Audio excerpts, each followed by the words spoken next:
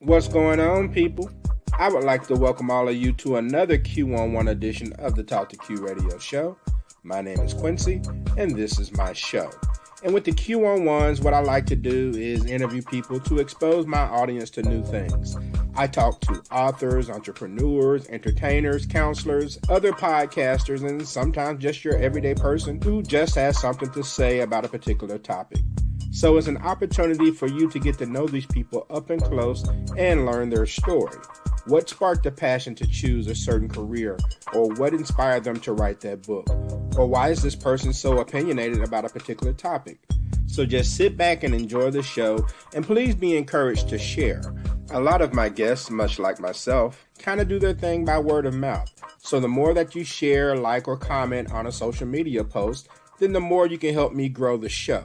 And it also gives more support to the people that I bring on the show who are looking to get their services, products, and talents out to the masses. So without further ado, let's get to the interview. My guest has done some consulting work for Goldman Sachs, the Four Seasons Hotels, and many others. She comes to us from British Columbia, Canada.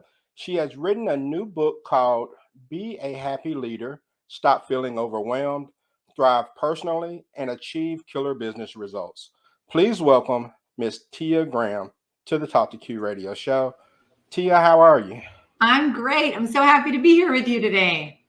Well, I appreciate you taking the time out your schedule, so we'll jump right to it. You have the title of Chief Happiness Officer. Can you tell us about that and what exactly you do with that? Yes, sure. So I'm a certified chief happiness officer, and I got certified several years ago in Copenhagen, Denmark.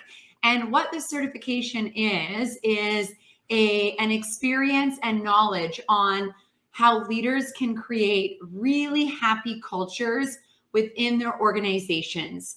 So I learned from CEOs. It's also about positive psychology and neuroscience on how to create a culture where the business flourishes by focusing on the results and on the relationships and on the people. So that's the certification. Okay, I mean, now this may sound like a dumb question, but why is it so important to be happy in the workplace? I mean, I've heard people say that they go to work to make money. So why do you think it's important? Well, going to work to make money is also important. Of course, we all have bills to pay. Being happy in the workplace is extremely important because it not only affects people's happiness directly connects to our physical health and the longevity of our lives, but it also directly connects, and this is research based, to business results. So research shows that when you're happier while you're working, you're more productive. You will sell more. You will take better care of your customers. Happier leaders, retain. Everyone's talking about the great resignation. You will have more loyal team members, less turnover, less expenses with, onboarding and hiring.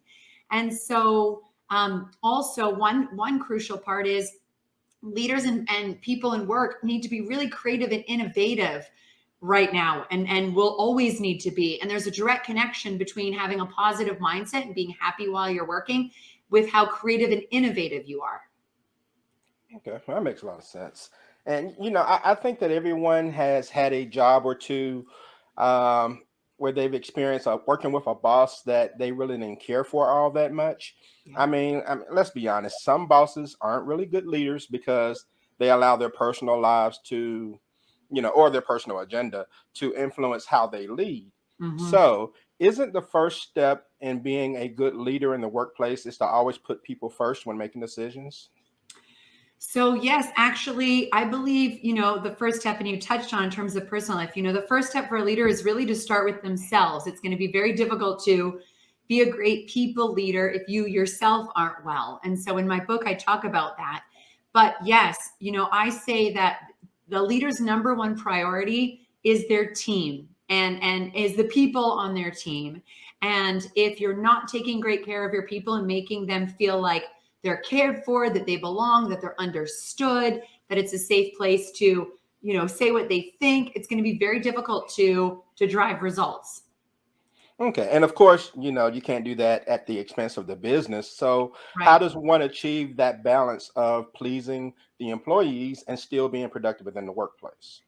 Yeah, so it's about having dedicated time for the team, whether it's virtual or in person, and also having dedicated time for those one-on-one conversations where you can build relationships and coach people, and making sure that that's consistent so people feel like they always have that team connection and then that authentic connection with their boss. And then also having that, the time in the calendar for meetings and execution and driving the strategies forward. So spending time with people, it doesn't have to fill your whole day or your whole calendar. You just need to make sure that it's authentic and that people feel like they are really cared for. Okay.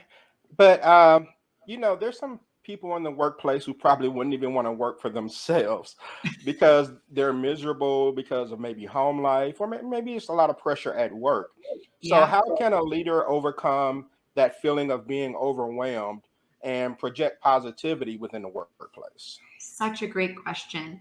So I'll start with the overwhelm piece. So with overwhelm, the first thing is to recognize is the mind body connection. So in order to have a healthy mindset, have a strong psychological immune system, you need to be taking care of your physical immune system with enough sleep and movement and eating good food and potentially meditation, but making sure that you're taking care of your body because everything you do with your body connects to your mind. That's step one. The next step is really getting clear on what is overwhelming. Is it the unrealistic asks of your boss? Are you overwhelmed because of the number of meetings and calls? You don't have any time to actually do work. But to really pause and understand, maybe it's coming from home life. Where is that overwhelm coming from? And then looking at what boundaries do you need to set up? And some people might need to work with a coach or sit down and talk with their boss and say, hey, I'm not able to move forward and achieve my goals because of this, this, and this. But having those direct conversations, but really tuning into what's bringing the overwhelm, where's the overwhelm coming from, is crucial. And then in terms of a positive mindset, so positivity is partly genetic, but it's also based on our choices. And there are several choices people make every day that can make them more negative or the opposite. There's choices you can make, more positive. For example, like I mentioned, sleep. If you are sleep deprived, it's going to be extremely difficult to have a positive mindset. So again, taking care of your physical body is going to help have a positive mindset. And then surrounding yourself, looking at your social circle. Who are you spending time with? If all of your friends are extremely negative, that's going to affect how you are at work. If you watch the news in the morning, that's going to make you feel more negative. So I tell all of my clients, read the news, don't watch it on TV, because when you watch it on TV, it makes you feel 30% more negative. Spending time outside in nature, taking breaks, reading books, inspirational TED Talks. There are a lot of things that you can do, choices you can make to have your mindset feel more positive and optimistic. And I want your listeners to know positivity is about focus. Where do you want to put your attention? Because every single day you can wake up and focus on everything negative, or you can choose to focus on what's good at work, in your family, in the community, etc. Okay. You mentioned getting plenty of sleep, eating right, not watching the news in the morning. You're describing all Yeah. my bad habits. Okay, well, it's a new year. These are rituals you I can need to change. turn my life around.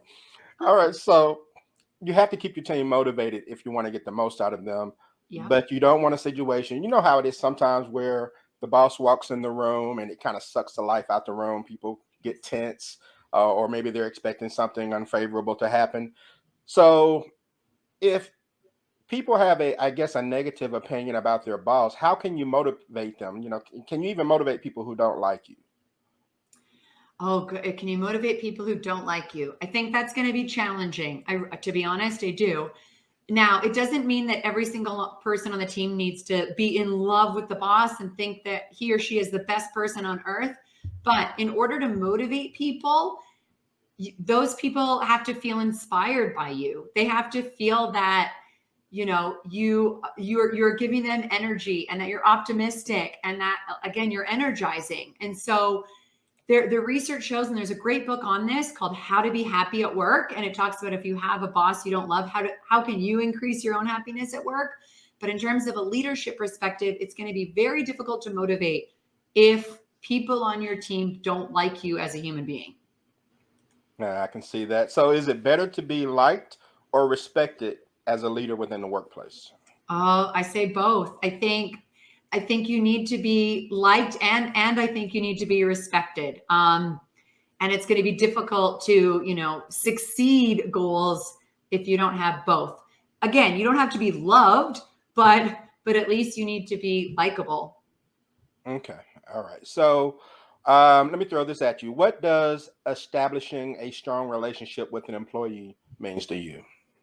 Thank you. So, establishing a strong relationship with employee means that you get to know them personally. You know what's going on in their personal life, you know about their family, you know about the background, and that they feel like you are truly interested in them. It's also about being a really great listener, and every time that you're having conversation with them, that it's not this one-sided, do this, execute on this, but that you're actually listening to their ideas and their feedback as well. And building a strong relationship is also about having a coaching relationship where they feel like you are really invested and interested in their future, where they want to go within their career and in their life.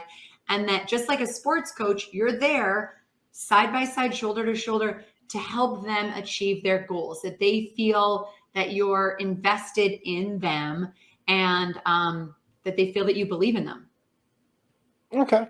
So a lot of leaders are driven by statistics. However, the numbers don't always provide context to what exactly is going on. So Yeah. is it important for corporate leaders to understand what's important when it comes to productivity as a whole, instead of just focusing on a set of numbers that look flashy? Yeah, I believe, I led teams in the hotel industry for 14 years, and it's a balance of focusing on the numbers and focusing on the results, and also, looking forward. In my book, Be a Happy Leader, I talk about the lead measures. So not just on what's happening, but what are the actions? What are the activities that your team can be doing every single day that will drive the business forward? And, I think especially in this day and age, right? It's not about hours. Productivity is really about output.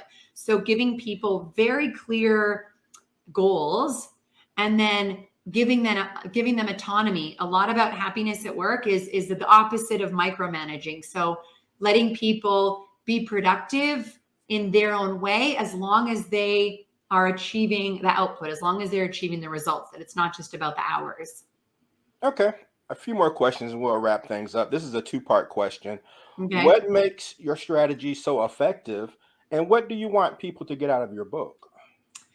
So what makes my strategy so effective is, for one, I've lived it, breathed it, walked it. This is my leadership strategy that allowed me to achieve great sales results in the hotel industry, and also have a really connected team that was glue, that did not leave when the competitor called and offered 15,000 to go work, at the other company. They stayed. And of course, that drives results, as well as having people stay and be connected. And the reason it's so effective is that it focuses on the leader as a person, as a human being. It focuses on my 8-step methodology, also focuses on the team and what you can do with the people, and then gives business strategies, and everything is based on research, gives business strategies that allow leaders to succeed and thrive without having to work 80 hours a week. And the second question was what I really want people to get out of the book. Was that it? Yes. Yeah. So my intention for writing this book was to really inspire and motivate people and motivate leaders to prioritize their own happiness, prioritize their own well-being, because of the ripple effect that leaders create, not only to their employees, but also to their employees' families. They affect their spouses and kids.